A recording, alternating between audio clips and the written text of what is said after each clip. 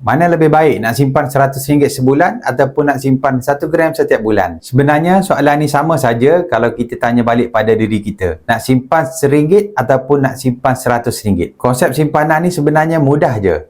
Lebih banyak kita menyimpan, lebih banyaklah simpanan yang kita ada. Tuan-puan, jangan pandang rendah dengan RM100. Kalau tuan-puan simpan RM100 setiap bulan dalam bentuk emas, tuan-puan akan dapat hari ini sekitar 0.15 gram. Dalam masa setahun, tuan-puan sudah memiliki sekurang-kurangnya 1.8 gram emas. Tapi bayangkan, kalau tuan-puan langsung tak buat simpanan, mustahil untuk tuan-puan ada 1.8 gram dalam masa 1 tahun. Ramai rakyat Malaysia yang tak ada tabungan walaupun RM1,000. Jadi, dengan adakan tabungan dalam bentuk emas, kita boleh keluar daripada golongan yang tiada tabungan ini. Dan tuan-puan boleh mulakan tabungan serendah RM100 di akaun emas JAP. Gaji besar ataupun gaji kecil bukanlah persoalannya. Kalau gaji tuan-puan RM2,000 tak mampu untuk buat simpanan, percayalah bila gaji tuan-puan RM20,000 nanti pun tuan-puan tak boleh nak buat simpanan. Sebab besar periuk, besarlah keraknya. Jadi, ini tips untuk tuan-puan buat simpanan adalah asingkan siap-siap sekurang-kurangnya 10% daripada gaji kepada simpanan. Daripada pengalaman penyimpan emas bawah bimbingan saya, ada yang bermula dengan RM100